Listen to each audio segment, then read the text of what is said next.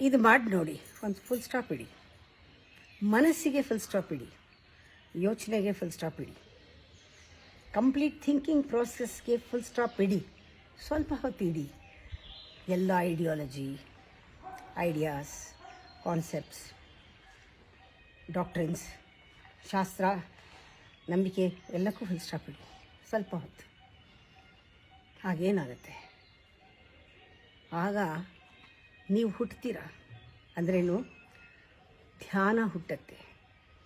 ಧ್ಯಾನ ಹುಟ್ಟಿದಾಗ ಹೊಸ ಜೀವನ ಹುಟ್ಟತ್ತೆ, ಜೀವನದಲ್ಲಿ ಪವಾಡ ಆಗುತ್ತೆ. ಆಗ ನಿಮಗೆ ಜೀವನದ ಅರ್ಥ ಏನು ಅನ್ನೋದು ಗೊತ್ತಾಗೋದು. ಇಲ್ಲದೆ ಇದ್ದರೆ ನಾವು ಪ್ಯಾರೆಟ್ಸ್ ಥರ ಆಗ್ಬಿಡ್ತೀವಿ. ಅದಕ್ಕೆ ಪಂಡಿತರನ್ನ ಗಿಣಿಗಳು ಅಂತ ಹೇಳ್ತಾರೆ.